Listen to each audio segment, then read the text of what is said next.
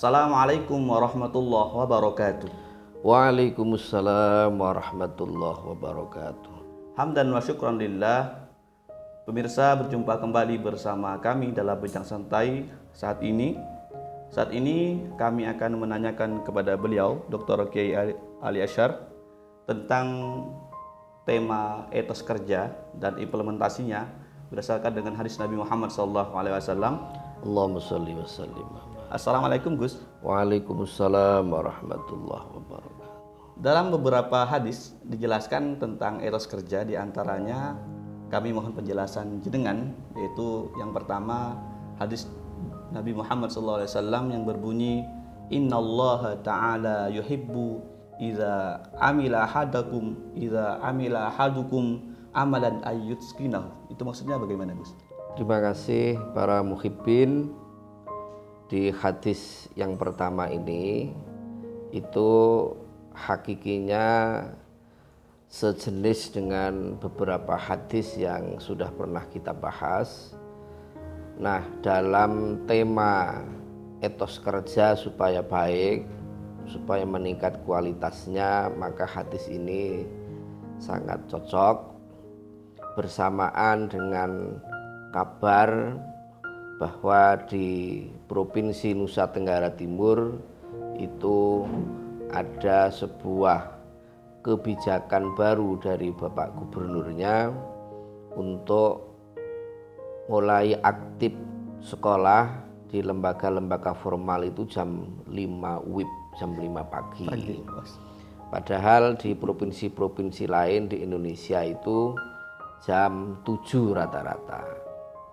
Sana jam 5. Tujuannya apa? Supaya anak-anak lebih awal memulai belajar dalam keadaan otak masih fresh. Saya sangat mendukung soal apakah jam 5, jam 6 itu bisa dimusyawarahkan, tetapi keberanian untuk memulai sesuatu yang sudah berpuluh-puluh tahun itu patut kita apresiasi. Ini sama seperti kebijakan yang dilakukan oleh Perdana Menteri Mahathir Muhammad di tahun 80-an yang menyamakan antara jam di Semenanjung Malaysia Barat dengan Semenanjung Malaysia Timur. Sabah Sarawak tentu karena berada di timur itu jamnya lebih dulu daripada di barat dengan selisih mungkin 1 jam. Tapi jamnya kemudian disamakan sehingga jam 7 WIB di Semenanjung Barat Malaysia itu betul-betul ba'da subuh karena dia menyamakan dengan di daerah Sabah dan Sarawak. Apa dampak positifnya? Ba'da subuh anak-anak sudah berada di sekolah dan memulai pelajaran. Saya sangat mendukung. Nah, terkait hadis innallaha yuhibbu idza amila ahadukum amalan ayyudkinahu, sungguh Allah Subhanahu wa taala itu cinta ketika kita sebagai umat manusia, lebih spesifik umat muslim, itu mengerjakan sesuatu secara profesional, menguasai A sampai Z. Ini hadis ini harus menjadi cambuk karena umat Islam hari ini masih menguasai hal-hal yang berbau ritual. Itu kan sudah berkali-kali kita sampaikan, harus betul-betul profesional. Petani kita belum petani yang profesional, masih petani yang geruda-geruduk. Pak Dahlan Iskan itu pernah mengusulkan agar lahan pertanian kita itu betul-betul kolektif. Selama ini namanya sawahnya orang Indonesia itu rata-rata dibatasi oleh petak. Sepetak, 2 petak, 3 petak, yang luasnya petak itu berbeda-beda. Kalau luasnya petak itu kemudian luas, maka itu tidak masalah. Tetapi banyak sekali petak-petak itu yang sempit. Nah, Dahlan Iskan itu mengusulkan agar semua pematang sawah itu digempur, dijadikan satu, maka alangkah menjadi luasnya sawah itu. Lalu bagaimana bagiannya? Maka sawah bisa dikerjakan secara kolektif. Bukankah sudah ada titik-titik koordinat yang bisa diketahui? Tapi pemikiran-pemikiran ini tentu hal yang baru dan susah untuk diterima kecuali oleh generasi-generasi muda saat ini. Maka mari para petani juga menguasai bagaimana struktur tanah, bagaimana jenis tanah kita, lalu cocoknya itu apa sehingga kemudian hasilnya itu maksimal. Nah, ini belum petani kita, ini belum petani yang profesional. Nah, rata-rata ini masih petani yang dalam istilah saya itu petani yang gerudak-geruduk. Gus, terima kasih. Penjelasan tadi seakan-akan kita saat ini seakan-akan beranggapan bahwa profesional itu harus dalam dunia kerja kantor saja. Ternyata tidak, Gus. Oh tidak, jadi pertanian harus profesional. Nelayan kita juga belum nelayan yang menggunakan teknologi, masih betul-betul nelayan tradisional. Pekebun kita sama, pengelola hutan kita juga sama. Semuanya belum betul-betul profesional. Oke, selanjutnya ada hadis dari beliau Nabi Muhammad SAW yang berbunyi, laisa bi khairikum man taraka dunyahu li akhiratihi wa taraka akhiratahu li dunyahu hatta yusiba minhu ma jami'an. Fa inna dunya balagun ilal akhirah wa la takunu kallan 'alan nas. Itu maksudnya bagaimana, Gus? Baik, jadi Rasulullah Shallallahu Alaihi Wasallam bersabda, bukan sebaik-baik di antara kamu itu orang yang hanya mementingkan dunianya saja atau akhiratnya saja. Jadi dua-duanya harus betul-betul seimbang.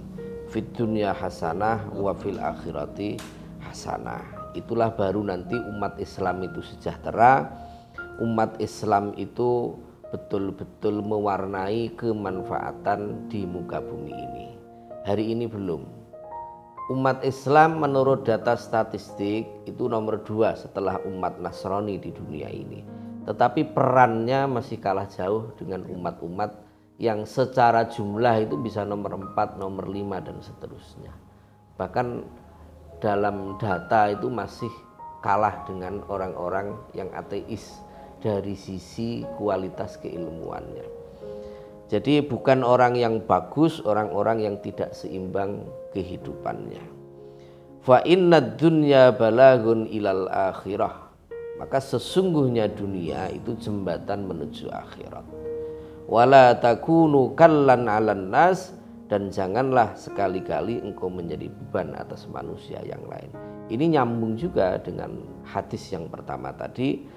Kita diminta profesional supaya apa? Orang kalau profesional maka hidupnya akan selesai dan dia akan mulai memandang orang lain. Artinya kalau kebutuhan dirinya sudah selesai maka dia akan mulai memindahkan segala potensinya untuk kemanfaatan orang lain. Tapi kalau dirinya belum selesai, bagaimana dia mau membantu orang lain? Kalau kebutuhan kita ini belum selesai, bagaimana kita bisa membantu orang lain? Jadi antara orang profesional dengan dai itu di Indonesia masih kebanyakan dainya. Jadi kalau dalam 100 orang itu dainya 90, profesionalnya itu baru 10, sangat jomplang sekali. Yang bagus mana? Yang bagus 90 profesional, 10 dai. Dai itu tidak perlu banyak-banyak. Karena pemahaman agama itu bisa dipelajari melalui berbagai kanal. Oke, terima kasih, Gus. Dalam selanjutnya hadis dari Nabi Muhammad juga tentang amal, yaitu yang berbunyi kam min amalin yatasawwaru bi surati a'malid dunya yasiru bi husnin niyyah min a'malil akhirah. Wa kam min amalin yatasawwaru bi surati a'malil akhirah summa yasiru min a'malid dunya bisu'in niyyah. Itu korelasinya dengan yang hadis A tadi bagaimana, Gus? Jadi ada banyak gambaran-gambaran yang sepertinya itu amal dunia tapi hakikinya itu bisa bernilai akhirat dan sebaliknya. Jadi kalau kita ditanya apa ibadah kita, mesti kita jawab pertama itu sholat. Nah, kita harus meluaskan pemahaman bahwa sebelum sholat orang itu butuh wudhu. Artinya butuh air, berarti butuh manajemen air dong, butuh sumber air dong, nah, dan seterusnya. Nah sebelum itu, sebelum sholat, kalau kita perlu wudhu berarti perlu manajemen jeding yang baik, perlu manajemen WC yang baik. Betapa banyak di masjid-masjid kita di pinggir jalan yang banyak orang-orang musafir yang membutuhkan itu. Kadang kunci pintunya saja tidak ada, sehingga sangat merepotkan dan seterusnya. Jadi kita ini masih abe dalam hal-hal yang tidak kita pandang sebagai ibadah. Mengelola jeding, membersihkan WC masjid itu juga bagian dari ibadah. Selanjutnya kita juga karena pandangan yang sempit sering membuat aturan-aturan yang malah menjauhkan umat kita itu dari masjid. Contohnya seperti larangan jangan tidur di masjid atau dilarang tidur di masjid. Padahal orang yang sedang leyeh-leyeh ya, santai-santai tidur-tiduran di masjid adalah orang-orang yang selepas mengerjakan sembahyang atau berjamaah bersama, dia leyeh-leyeh di serambi karena di situ ada karpetnya, ada kipas anginnya, bahkan ada AC-nya. Bukankah itu bagian dari iktikaf? Tapi karena pemahaman kita yang namanya ibadah itu hanya sholat, maka orang sekedar beristirahat di serambi saja kita larang. Maka ini harus kita ubah. Jadi orang harus kita buat nyaman. Manajemen masjid harus diubah. Orang harus nyaman tidur di masjid, dan juga kita sediai sekedar minuman air putih supaya orang senang di masjid. Orang itu kalau dihargai maka dia akan senang kembali di situ, dan potensi ikut jamaahnya itu akan lebih besar. Utamanya di kota-kota. Bagaimana abang-abang becak itu kalau kita perbolehkan tidur di masjid, istirahat di masjid, maka saya yakin dia akan rajin dan senang ke masjid, santai-santai di masjid. Awalnya mungkin males-malesan lah untuk ikut berjamaah, tapi lama-lama pasti dia akan malu sendiri. Nah, manajemen semacam ini yang betul-betul harus mulai kita ubah supaya umat Islam ini kualitasnya semakin meningkat. Oke. Mendengar penjelasan jenengan tadi, Gus, kita kadang masih mengkotak-kotakkan ini amal akhirat, ini amal dunia. Terus tolak ukurnya kalau kita melakukan hal itu nanti bukan dari hanya amal dunia saja, itu bagaimana, Gus? Jadi jenis dari amal akhirat itu ribuan. Bukan hanya soal 5 saja, syahadat, sholat, zakat, puasa, dan haji. Tapi wasail menuju 5 itu juga merupakan amal akhirat. Haji itu bukan hanya yang terhitung ibadah itu tawafnya, wukufnya, sa'inya, kemudian jamarotnya, mabitnya. Tidak, tetapi juga wasilah. Berarti membuat pesawat yang digunakan untuk haji itu juga amal akhirat. Manajemen perjalanannya juga akhirat. Mendirikan hotel untuk para jamaah haji itu juga akhirat. Semua wasilah menuju ke sana itu akhirat, dan ini yang belum dikuasai oleh umat Islam dan masih dimanfaatkan oleh umat-umat yang lain.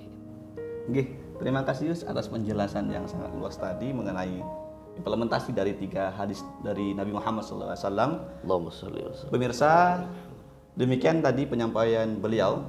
Kita cukupkan saja saat ini pembahasan di sini. Sampai jumpa dengan bincang santai selanjutnya. Kami undur diri. Assalamualaikum warahmatullahi wabarakatuh. Waalaikumsalam warahmatullahi wabarakatuh.